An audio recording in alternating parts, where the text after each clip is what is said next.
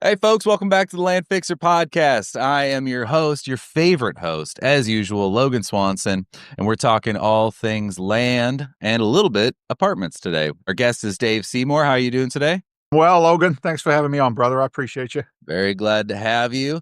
Folks, remember, if you need any funding for your land flips, developments, entitlement projects, anything like that, check out www.landpartnerfunding.com. We would love to look at your deal, JV with you, give you helpful advice, help you in underwriting, anything we can do to be of assistance and grow a relationship. That's what we're trying to do.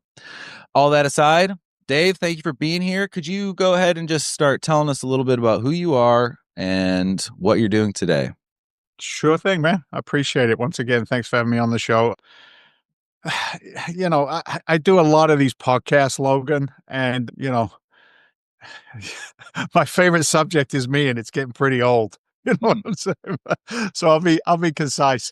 We were joking a little bit before we started recording. I have a little bit of a bizarre accent. I'm an immigrant to the States, legal, I might add. Came over from England, right? Got to plug the political topic once in a while. Came over from England back in the late '80s. I'm a product of a working class family. Never been to Yale, never been to jail, so I don't bring the tick the box educational concepts to anything that I do. I'm really a ground up type guy. I came from a blue collar background in England. My father was heating and air conditioning guy. My mom worked in a bank. I was broke. I grew up on the English equivalents of the projects. We didn't know that at the time. All I needed was a soccer ball and a chunk of grass, and I was a happy kid. Pretty simple, right? But set of circumstances and meeting a young lady from the United States at the age of 19, 20 years old, that relationship. I was in London. I was in school in London, and she was on a teaching program from Indiana University in the UK. And we met, we fell in lust. And, I find myself at 20 years old emigrating to the States, which was a real culture shock. I brought with me the work ethic, which was great of my blue collar background, but I also brought the financial intelligence from that background, which was pretty slim. I didn't know anything about money, Logan. I really didn't. It's a shame that it's not taught to any real capacity in high school level. There's only one line of education that's, go to college, get a degree, get a good job, work for the man, do as you're told, pay into your Mm-hmm. 401k, don't ask any questions. It's kind of like the advice my dad gave me. Keep your nose to the grindstone, son. Do as you're told. Do a solid 8 hours. Don't ask any questions. You'll be all right. All right. It was like, okay, Dad. And look, I came to the States, but unfortunately, with financial illiteracy comes consequences. And for me, those consequences were one job didn't cut the mustard because I was Mm-hmm. really good at spending money, but I wasn't real good at managing money. So, I was blessed. I landed a great job as a firefighter and a paramedic working north of Boston, a city called Lynn, Massachusetts. Friggin' loved it, brother. Loved it. Loved the chaos. Loved the camaraderie. Loved the lunacy. We worked in a pretty tough part of Massachusetts, and leading into the financial crash and crisis, I was following a plan that a lot of people followed, which was, whatever the news was telling us to do at the time. Right? I Mm-hmm. never asked questions. Refinance your house. Remember pulse lending? If you had a pulse, you could get a loan. Yeah. Right? Refinance my primary residence probably 3 times in 18 months. Wow. Maxed out all equity. Market crashed. I'm working 120 hours a week, 3 full-time jobs, including construction.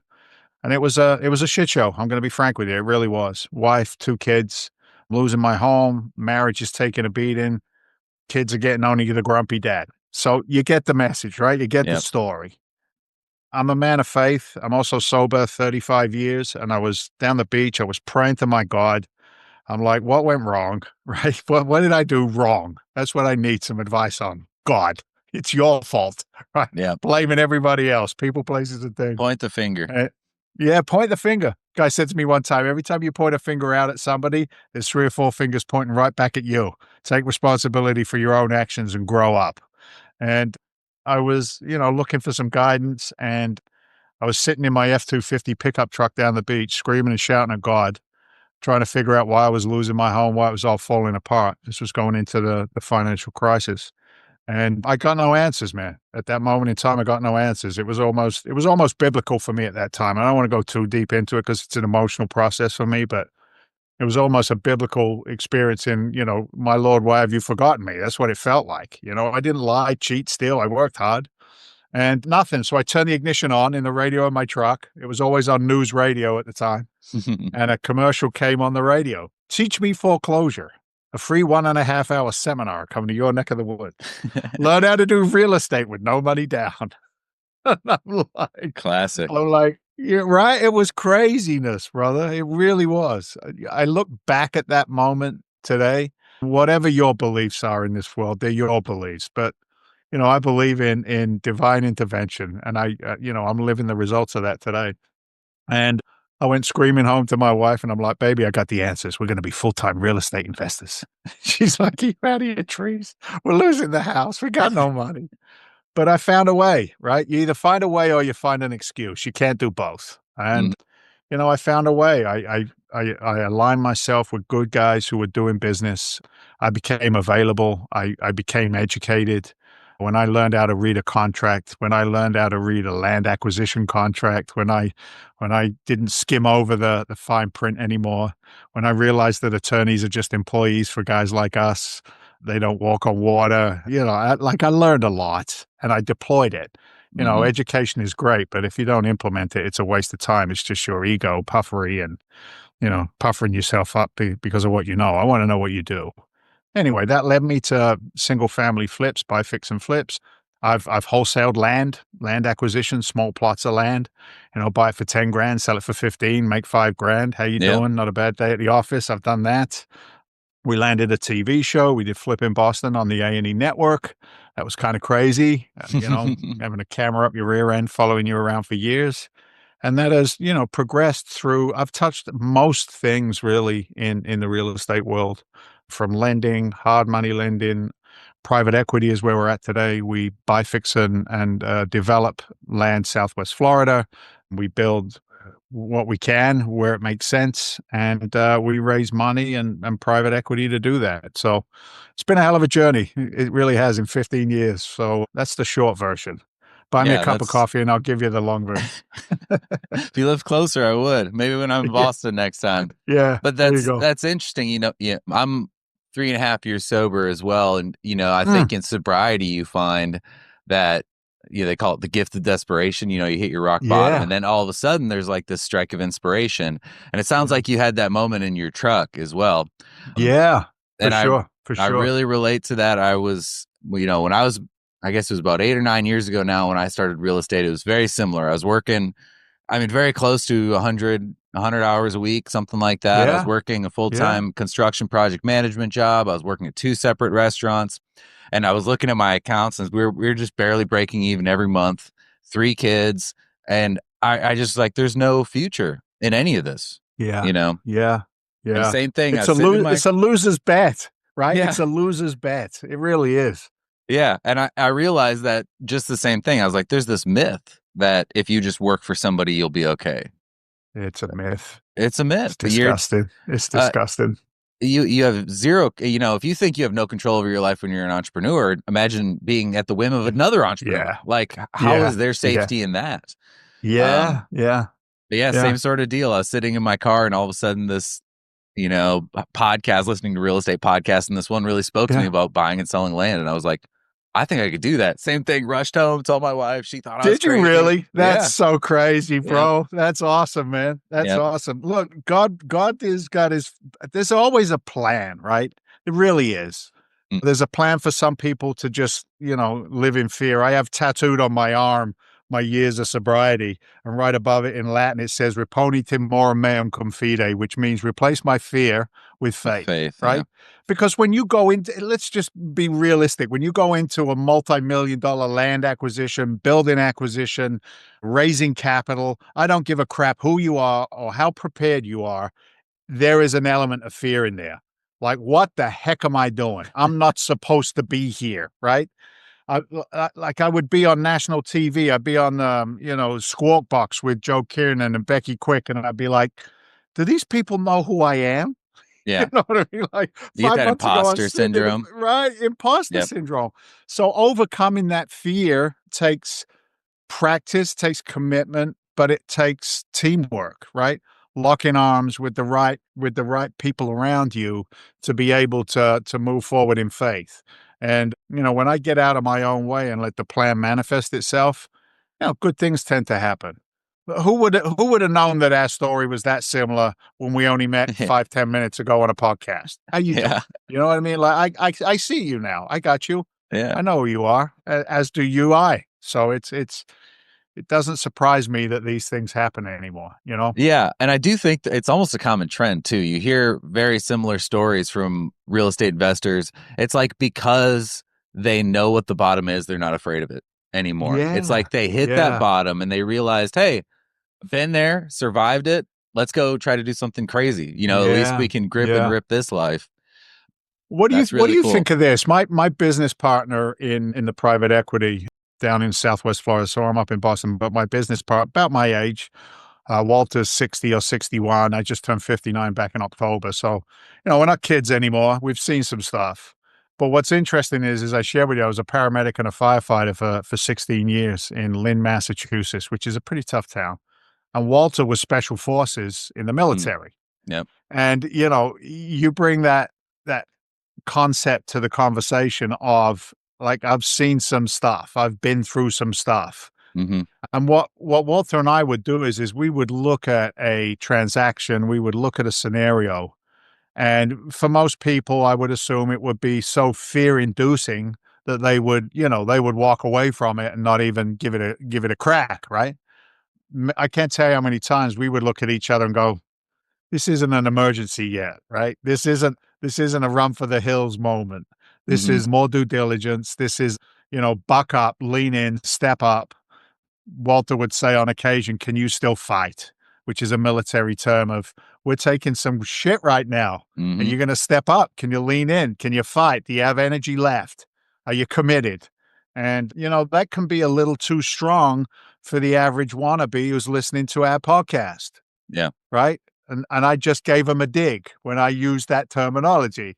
The Yeah. average wannabe who listens to a podcast and is never going to do anything, right? They're just going to take information, and they're not going to either initiate or deploy what they learn, or they just can't get over that complacency, right? Complacency kills opportunity over and over and over again.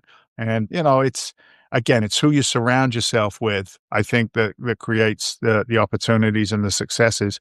And just know that you will fail. I don't care who you are, you're going to fail, but fail forward. Okay. Fail forward, embrace failure, and then don't do it again. Right? Screw me once, shame on me. Screw me twice, right? No, was it screw me once, shame on you? Screw me twice, shame on me. So it's a different world, entrepreneurship. You live and die by your own sword and your own decisions. Yeah. And I think, let's start getting into some real estate here. I mean, I love Yeah, this stuff. I sure. could talk about this Yeah. stuff all day. Yeah, of course. But, to your point, and I think, maybe there's going to be some people listening that are been like, oh, this is the 500th podcast that I've Yeah, listened to and I haven't done yeah. anything. There is the reality of fear of failure. And Mhm, framing that is one of the hardest things in the beginning is going into something knowing you will fail. mhm, In real mhm. estate, you will most likely lose money at some point. Maybe it is your first Yeah, deal. Maybe it's your yeah, sixth deal. Maybe it's your yeah. 100th deal.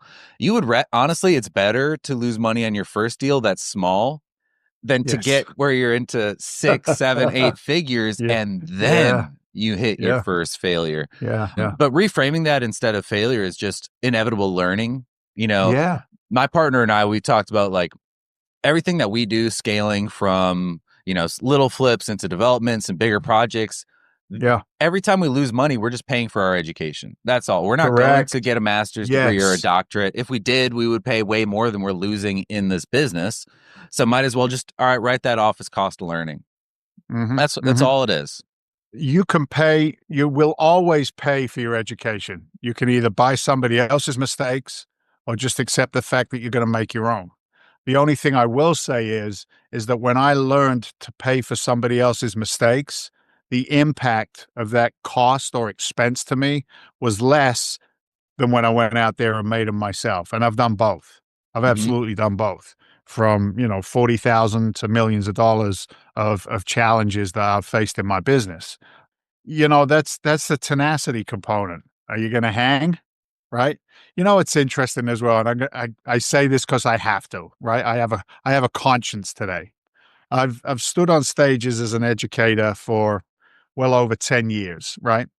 And your comment just now was, I could stay in this all day long, but we're going to get to the real estate, right? Hmm.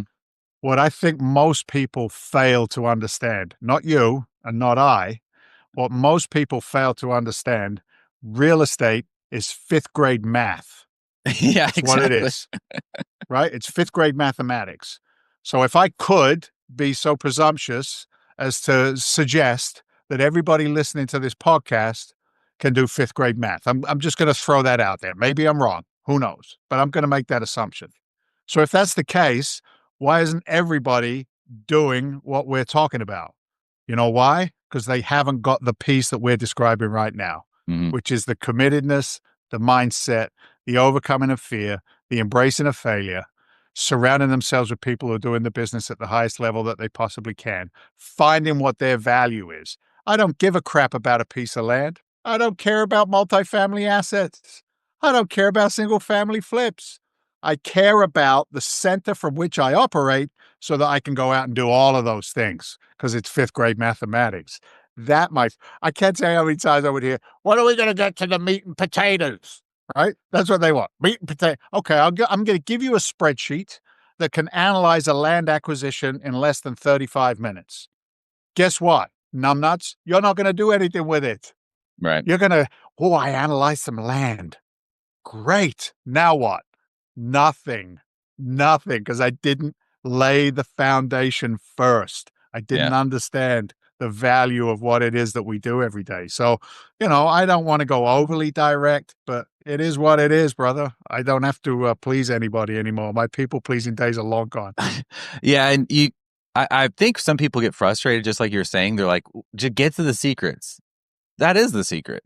I just gave it That to you. is Yeah, the secret. It's like yeah, yeah, yeah. willingness, being able to Belief. sit in very Yeah. uncomfortable situations, Yes. take Yes. risks. That is the secret. I mean, I've known like the least this isn't a blanket statement, but I've done a lot of like coaching and calls with people that are trying to leave a W-2 that's Yeah.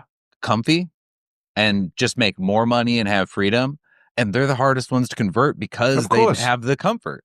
And it's like, well, yeah, if I do this, that's such a gamble. I'm like, yeah, like Yeah. there's this big Correct. casino like a couple hours north of Dallas and Oklahoma, Yeah. and everybody goes up there, and I've been invited over and over again. They're like, hey, you want to go to Choctaw?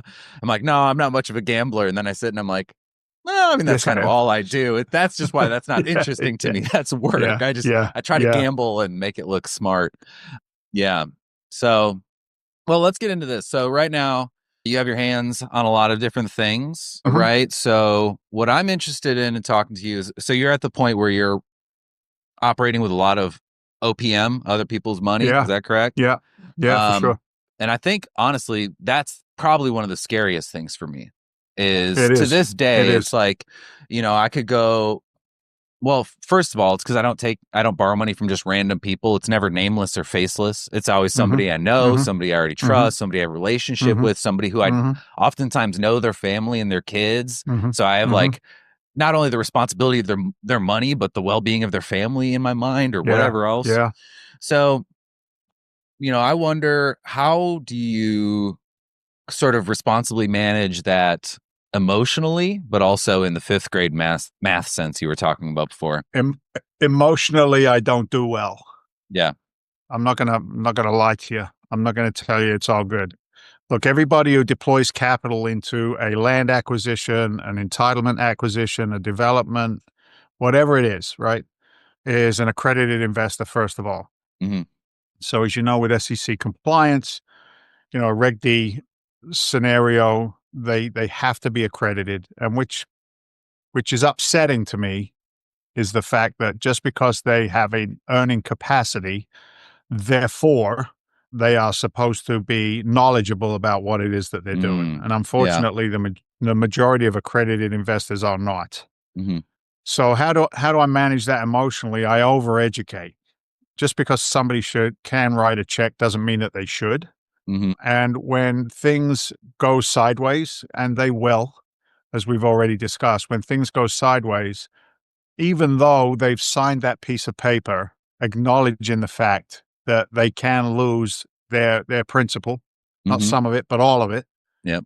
it doesn't change the way it feels as the operator, right? Mm-hmm. As the GP, the general partner in that deal. I'm not good at it. I'm going to be frank with you, Logan. I'm not going to paint a pretty picture telling you I'm great at bringing challenging news to the table. I hate it. I hate it. Mm-hmm. When an investor says, "Hey, Dave, I understand 90% of this deal, but what I'm really doing is I'm betting on the jockey and not the horse." You own that, dude. Yeah. You own that. And I own that whether it's somebody that I have an intimate relationship with or whether it's somebody that I don't. I own it no matter what. That being said, if I cannot box out every corner, if I cannot in good faith and honesty look at the scenario and say, you know, everything that I did leading up to that point of challenge, whatever it may be, big or small, if I cannot look at the processes leading up to that and say with honesty to myself, to nobody else, I did what I was supposed to do. I Yeah. boxed out the corners. I underwrote to the market conditions, and then I was conservative on top of that. I stress tested all of my models. I told my investors that they're coming in early on land acquisition and entitlement, which is why they have a potential higher equity multiple return than the LP capital that we bring in later on, right? Mm-hmm. Like I've given the clarity of what the investment is. And at the end of the day, I cannot control all forces of nature or other people. When a bad actor gets into the mix, I did my due diligence. I tried, right? I tried. I sat, I interviewed, I communicated, I oversaw, and yet stuff can happen. Can't control hurricanes in Southwest Florida, bro. Mm-hmm. Can't. Do the best I can, make sure I'm not on the coast. I'm inland, right? I'm like Yeah. everything that I can do to de-risk an investment has been done. I look at your Blackstones and your large investment houses, and I think to myself, those guys, put their head down at night after watching billions, if not trillions, of other people's value disappear. Yeah. And they get up the next day and they go, well, that was a sucky day in the market. Yeah. And then they go Glad I'm back still to, rich. right, I'm still rich. They go back to the Middle East and, they take some more shake money and they try and do it all over again. And, I'm not that good. I'm not. I'm not that good. I gave you my background. So emotionally, I don't do well with it. But from the business standpoint, I'm adamant about boxing out the corners, which is my phraseology for just saying due diligence, right? Mm-hmm. And underwriting conservatively, not like these bandits did during COVID, who are 10% rent increase year over year for the next 10 years. That's why I'm giving you a 3 equity multiple on your deal. Mm-hmm. That's just lying. Yeah. So it's not easy, bro. It's not easy. If anybody tells you it's easy, they're a liar. That being said, it is achievable. But do you have the metal? Do you have the Yeah. knowledge? And are you going to implement? Same thing we Right. talked about before. So yeah. Yeah, and I think a good point there, and a lesson I've learned as well is if things do start going sideways, you have that conversation as early as possible and as Yeah. frankly Yeah. as possible with Yeah. Yeah. whoever's money Yeah. you're holding. Yeah. Because the Yeah. worst thing you can do is be dishonest, string them along, or Yeah. try Yeah. to fix it without telling them there's a problem. Yeah. Um, Yeah. Yeah. all of those things can cost you credibility, and in this industry, well, I should say there's a lot of people that are uncredible that are still just rolling happily. But, for me, I think that's the most important part is. But anyways, so let's talk about, so you will build ground up apartments, Yep. correct? So Yep. you'll find vacant piece of unimproved land, and you're usually Mm-hmm. looking within city limits. I'm assuming it has Mm-hmm. to have Mm-hmm. full utilities, and you'll have to entitle the property often. Yeah. Yeah. Okay. Yeah. And Yeah. is that the riskiest part for you? It is, right? So when you're coming in on land, there really is very little value in just land. Hmm. right? The value is then created through the skill set, as we know, of entitlement, permitting, construction, and execution. I have no problem coming in with, buying the entitlements and the land from somebody else who's already done that work, as long as they've done it properly, as long Hmm. as there's, good plans in place. So the risk is in the inherent factor of we're always fighting the clock, right? So I might look at a secondary market. The MSAs are pretty much in Southwest Florida. They're dense, right? They really are overpopulated almost. So we start going into secondary and tertiary markets outside the MSAs, and we look at those, and we're fighting the clock, right? Right now, the market says build 3,000 units in this zip code, for example. So you start hunting and picking and dealing with the people who believe they're sitting on $1 million when they're only sitting on 1,000, right? So Yep. we know who those folks are. So we got to work through all of that minutiae to find that one or two parcels that we believe we can entitle. So that takes time. Let's say that's a 6-month window, a 4-month window for acquisition. Then you're into the entitlement process. And I don't care where it is. I've never found an overly pleasant, an overly friendly, right? Municipality, Yep. county that doesn't want to bust your balls. Yeah. That's just in their DNA to do that. So how much time does that take? Well, that maybe takes another 6-8 months.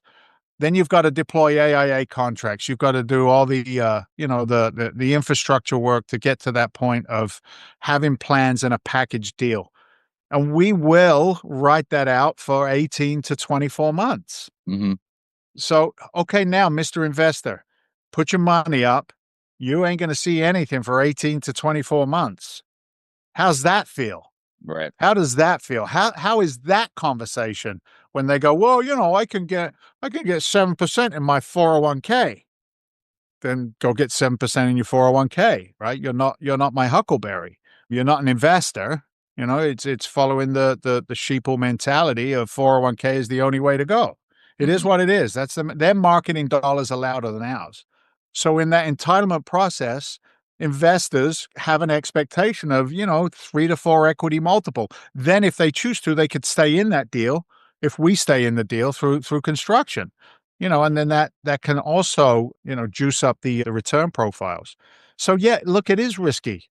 How deep are your pockets as a GP to get through that process? Because Hmm. it can be up to $5 million just in entitlement Yep. expenses, depending on what it is that you're trying to build out. So it's not for the faint of heart. It is a smaller community, but the rewards are pretty magnificent in comparison to, you know, wholesaling a single family house for 5 grand, right? It Yeah. depends what your tolerance is and what your education level is. Do you mind if I ask you some sort of best practices questions just from your No, not at experience? all. No, not at all. So typically, one of the things that we're afraid of, honestly, whenever we're looking at entitlement projects is rezoning. Yeah. Do you go through rezoning, or is that something you steer clear of? Or do you maybe only close on the acquisition of the property when the rezoning has been approved? What does that usually look like for you? Yeah, great questions. Look, for me, I don't want to be, and this is just our business model. I don't want to be, on the front. I don't want to be in the front of the line looking to fight a zoning board to make a deal work. Yeah. I love to be right behind the other guy who's either, made a score or the guy who's fallen on his sword. I like Hmm. I want to be right behind them. My ego isn't that big that I need to be, carving a new path.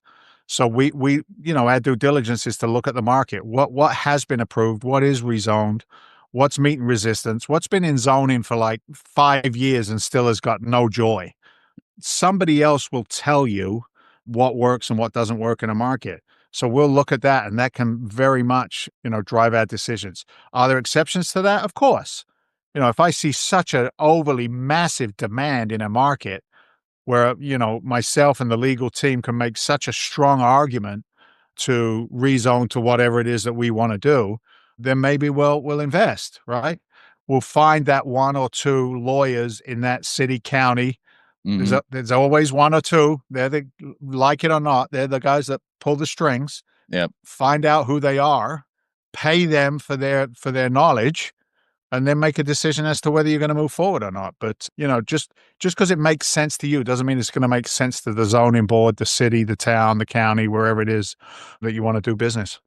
Yeah, I've always kind of wondered in areas where there is a massive demand, is that because they are intentionally not allowing apartments or multifamily into the area, right?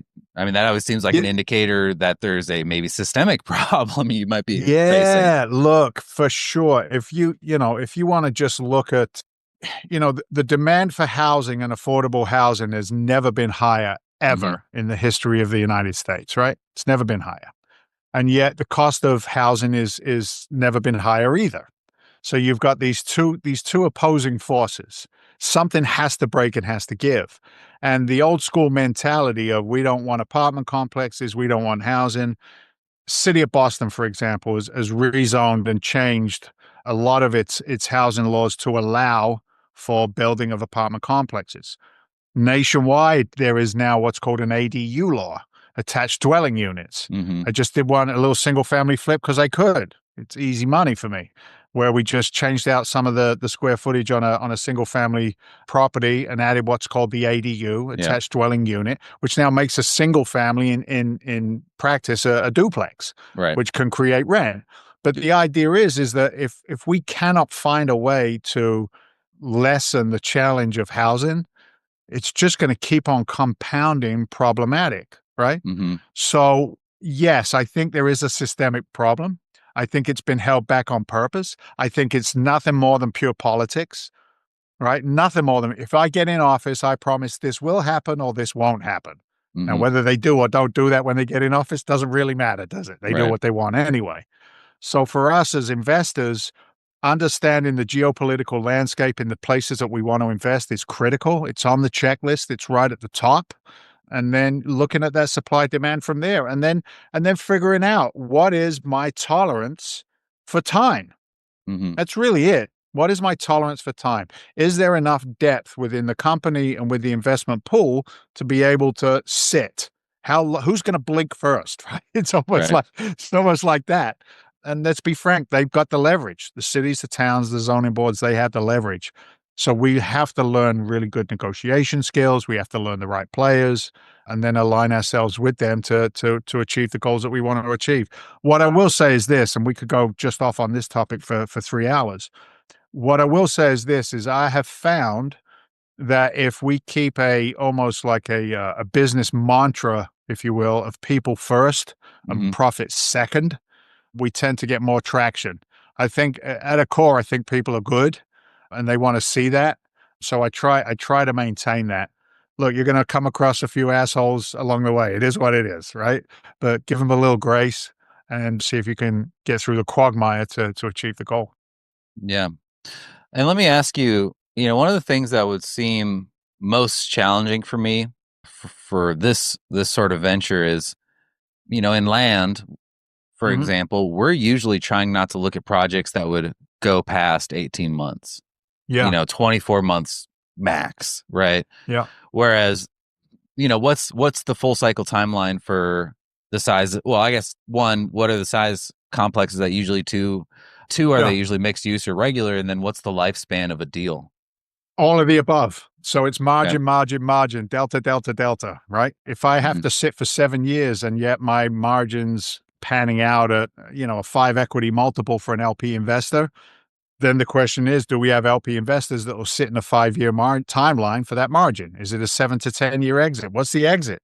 There's no for us. There are some people that will work in one lane and one lane only. We will look at mixed use. We will look at. I don't want personally for me. I always try and put myself in the position of the investor. I don't want to be anything longer than 36, 48 months. Hmm. I want optionality at that period of time because everything is fluid, right? Hmm. Everything is fluid. We cannot predict the future. So if I'm locked in on a 7 to 10 year run, then, maybe it's harder to raise the capital. Maybe it's harder to produce that return profile that you want to put out there on the front end of it. I've got one piece of land in Southwest Florida in Fort Myers. We've had it now for 4 years. And Mm, circumstances alone have changed not only the pro forma, but the build on this one piece of land. Beautiful piece of property, great throughfare down to Fort Myers Beach. But as you know, Fort Myers went through a massive hurricane with Andrew, and they went through with some other challenges, which threw the city into chaos. So mhm. I lose the momentum that we started with. I've gone from a mixed use. I've gone through an office complex to a pickleball facility, to a yeah to a light industrial with like storefronts in the So, yeah. front, Mhm. to and all of these things are penciling out differently through each iteration. And there's investors sitting there going, hey, we were supposed to be out of this thing in 24 months. We've been at 48. What's happening? So then you got to have that call. Look, do you want to exit? If we exit now, we might all take a little bit of a haircut. Or we sit and we take the time value of land. We go for a little pop 3 years from now, 2 years from now, 12 months from now, 6 months from now. Who knows? So, the life cycle is determined by the investor profile, not by Mhm. what I want, not by what I want, right? Reverse Yeah. engineer a transaction, and I think you'll find more success than trying to squeeze it through, right? Trying to push it through just because you think it's a good deal. Let the market determine that and the investor pool. That's how we try That's and assess this stuff. Yeah, that's very interesting because for a while there, I was looking into trying to find and just doing entitlements Mm, for multifamily mm, because I want to stay just in land. I don't want to pick up shovel. yeah, yeah. And I had someone who was kind of coaching Chicken. me through it. Yeah, exactly. I had someone who was kind of coaching me through it, and I was like, "Why is this so valuable to someone to come in and buy entitled land?" And I guess I never really looked at it from the perspective of it's easier for you to raise money, right? And it's a Yes. shorter hold Yeah. time. Yes. That makes a lot of sense to me now. Yeah. Yeah. Um, During do you? during COVID, everything was on an average syndicated deal, right? Mm, Whether it was a land deal that was syndicated and then went into entitlement, or whether it was existing structure. But everything was pretty much pro forma'd out over a, 3 to 5 year hold was the idea, and then exit during that 3 to 5 year time, depending on what the market was doing. But circumstances change. We got mhm. these things called tariffs. We got these things called inflation. We got these things called geopolitical environments. We've got these forces of nature working against us. So now on a land acquisition through to entitlement into construction and bring to CO, certificate of occupancy, I would pro forma out anywhere between 7 to 10 years now. Wow. But an investor can come in at whatever point they choose. So Mhm, that's the value component. The entitlement size is less investors, bigger paycheck, right? Bigger, mhm. bigger investment size check. They're usually coming in 500 to maybe 5 mil.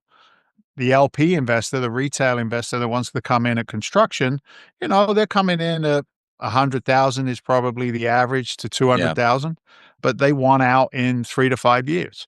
So it all depends. It all depends. The other thing is I can go get some pretty good financing if I have entitlements in place.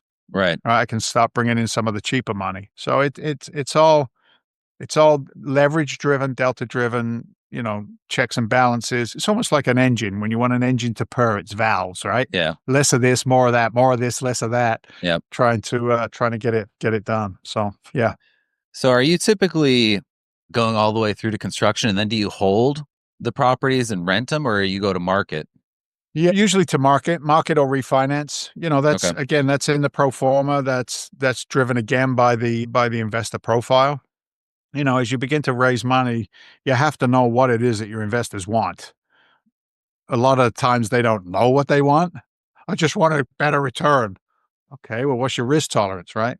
So once we've determined the pool of investors and what it is that they want, then we reverse engineer into it to figure out, whether it's a longer hold, a shorter hold. Are we just going to own this thing for the next 20 years? We're going to bring it to market. You can't, just because you want to bring something to market doesn't mean that the market wants you to sell it, Right. right? Market conditions might say, stop it, stupid, hold on.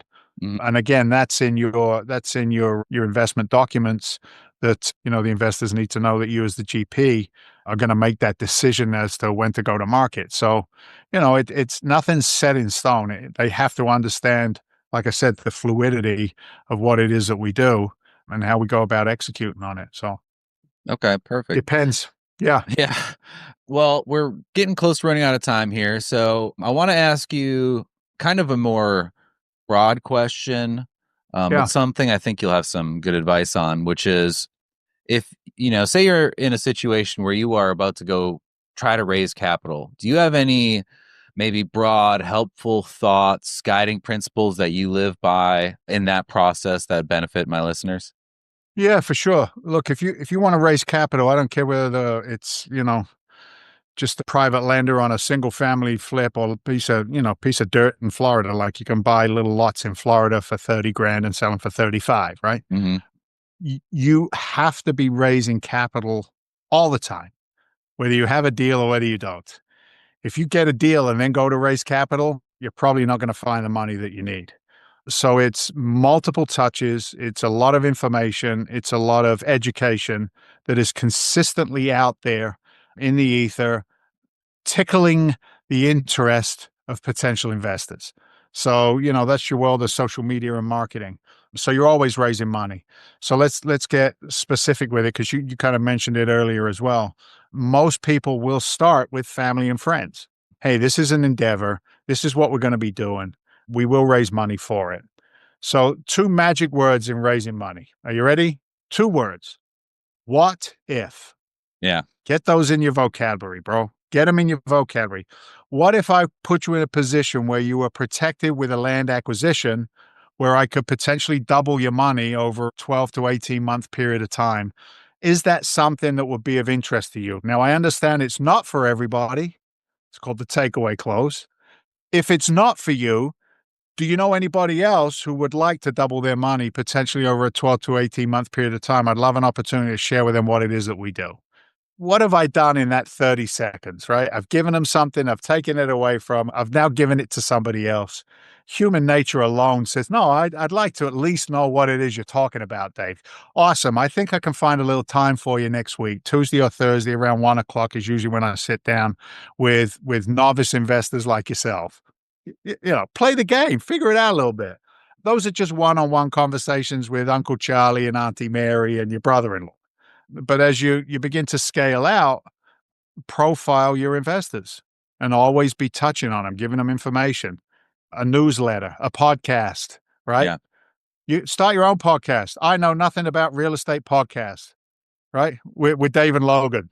We talk about everything we don't know about real estate. Just get creative, man. Get creative, but don't watch another rerun of Netflix, right? Get Yeah. in the game. Beautiful. Well, thank you for that. And all right, so before we head out, can you tell me a little bit about your Legacy Alliance program you have going right now? Yeah. Yeah, look, we all know if we're in this game, we all know that there's a massive juggernaut of opportunity coming down the pike, both in land as well as existing structures and the opportunity to build. This distressed multifamily asset class is huge. Right now, it's around 1.2 trillion was the last number that we pulled down from data sources.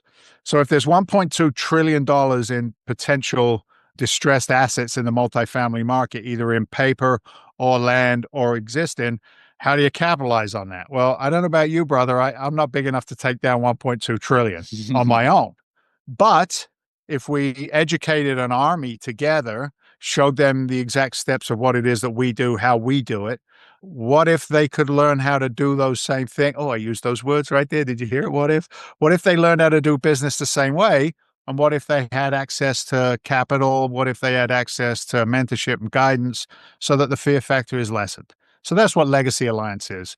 So a quick down and dirty 6-month education program. You will have to pony up a couple of bucks, around 2 grand to get in the game, go through the education, go through the mentorship, go through the support, understand how we use our tools in the business, and then go out and find deals, either for you or for us or for us together or for me. I'll take it if you don't want it. But that's what Legacy Alliance is designed to do, is to capitalize on that. And we've got a lot of traction with it, and we're super excited about, what 2026 is going to give us. So it's going to be good. And is that going to give you kind of full understanding from underwrite or market, Yeah. identifying markets, underwriting Yeah. deals, finding Yeah, capital, absolutely. entitlement, all that? Absolutely. Yeah, absolutely. Yeah, we'll walk you step by step. It's primarily focused on existing structures Okay. because that's where the majority of the distressed assets are. But the entitlement process on the front end of that we can teach that as well. If that's where somebody wants to live, if you're committed to being a land guy or girl, and that's your jam, then we can help you there too. And I'm sure you can, Logan. You help them first, and then I'll take them afterwards. You can help them. All right, brother. Yeah. Legacy Alliance. My guys will give you all the places to find the info. Beautiful. Hopefully you'll throw them up with the show notes. Yes, sir. Well, Dave, thank you so much for your time, man. It was great meeting you. I feel very simpatico. I'd love to have you back Yeah. maybe in a Yeah. few months or a year or something like that and hear all about your Appreciate it. domination of the multifamily industry. There you go. I like the way you say domination. So That's good. Appreciate you, man. God bless. Yes, yes. Thanks, folks, for listening. Remember, check out the Land Fixer podcast on all the different platforms. Subscribe, share it to your friends. If you need funding, go to landpartnerfunding.com. Or if you want to reach out to me, maybe you are a landowner and you're looking to find a way to develop and improve your own property, I'd be happy to work with you on that. Email me at thelandfixer@gmail.com. And folks, we'll see you on the next one. Cheers.